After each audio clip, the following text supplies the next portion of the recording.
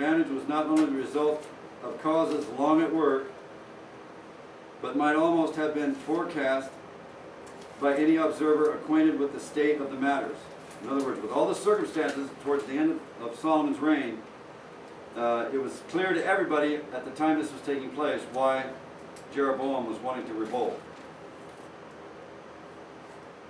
Thus, we learn once more how in the providence of God, a result which, when predicted, seems miraculous and is really such, so far as the divine operation is concerned, is brought about not only through the free agency of man, but by a series of natural causes, while at the same time all is guided and overruled of God for his own wise and holy purposes. It's just like that Ezekiel's vision, the wheels within a wheel and the hands holding up the wheels. Indeed, closely consider the words of the prophet so far from inciting Jeroboam to rebellion against Solomon, should rather have deterred him from it. The scene is sketched in vivid outline. Jeroboam, in whose soul tribal pride, disgust at his work, contempt for the king, irrepressible energy, and high-reaching ambition, combined with the knowledge of the feelings of his tribesmen, have ripened into stern resolve, and he has left Jerusalem. Now, Jeroboam's character is very similar to King Saul's. One of the things about the tribes, Ephraim, Benjamin, they had tribal jealousies. They wanted to be first in the federated theocracy that God had set up. They wanted to be the first place. There was a resentment by the Ephraimites because Judah had been chosen as the place where God would place his name instead of Shiloh. All these are the causes for the reason that they would not receive Jesus in the days of John the Apostle. It says he came to his own and his own received him not, because of all the things that was in the past in ancient Israel. It came home when Christ appeared among men. They would reject the king. The king. Not Saul, not Jeroboam, not Rehoboam, not Hezekiah, not all the list of kings, but they would reject the one who said that in Jerusalem you will not worship, nor in Samaria, for God is a spirit, and he seeks those who will worship him in spirit and in truth. This is the one they would reject. The cause is related to these reformatory movements that are here in the past. And if we don't understand it, we'll never understand what it means to have the Sunday law confront us at the end of the world. Notice what this says.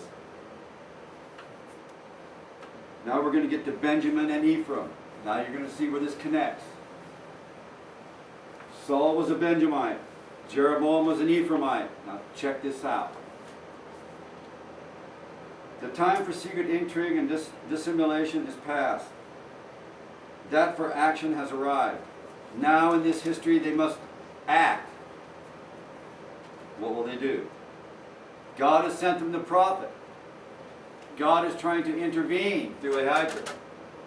He's given the 10 tribes to Jeroboam. What is God trying to quell here? What is he trying to crush out? The spirit of tribal jealousies. The spirit of rebellion that's in the heart of Jeroboam. Because God is willing to allow him to be king over the 10 tribes if he will obey all of God's commandment as did David, he tells him. He wouldn't do it. But he didn't do that. Notice what this says. The time for secret intrigue and dissimulation is past. Death for action has arrived. As he leaves the hated city walls, memorials of Ephraim's servitude,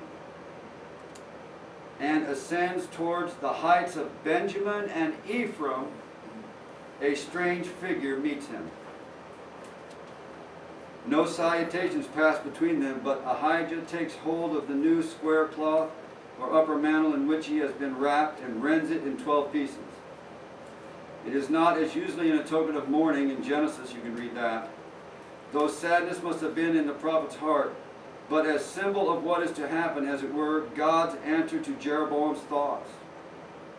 He's leaving the city of Jerusalem for the last time angry, in the spirit of rebellion, and he meets the prophet.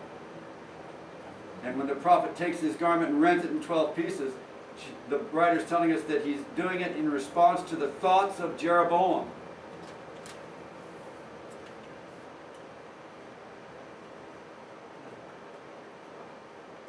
Yet the judgment predicted is not to take effect in Solomon's lifetime.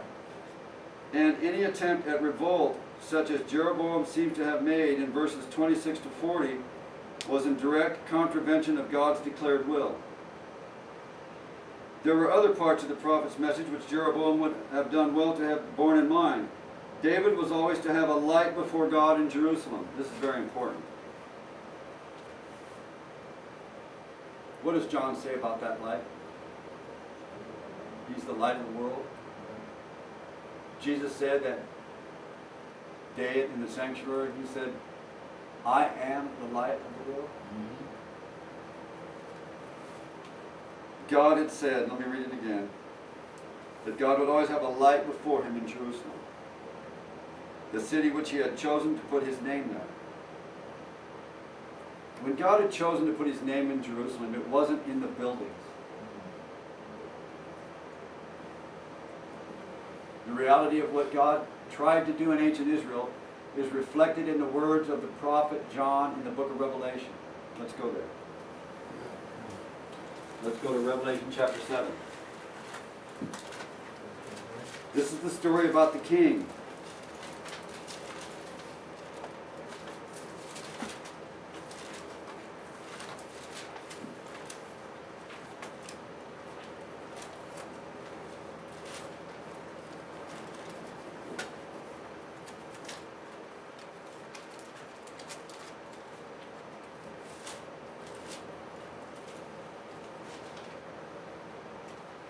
I'm sorry, chapter 14, verse 1. Notice here now, for how many centuries did they sacrifice the lamb in Jerusalem? How long? 1,000 years? Thereabouts? David? From David to Christ is almost 1,000 years. Okay? And God had planned to write his name in Jerusalem. That's what we just read. That was his purpose. That he was always to have a light in Jerusalem. Revelation chapter 14 says, John says, and I looked, and lo, a lamb stood. Was this the same lamb that was in Jerusalem? Yeah. Yes, it was. On Mount Zion, but this is the heavenly Jerusalem. This is the place that Abraham looked for, a city whose builder and maker is God.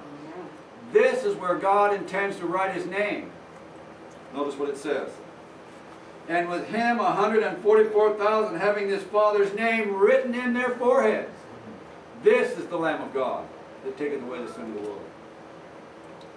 These histories are telling about the history, the reformatory movements of the 144,000 at the end of the world. And in it they're telling the story about a king.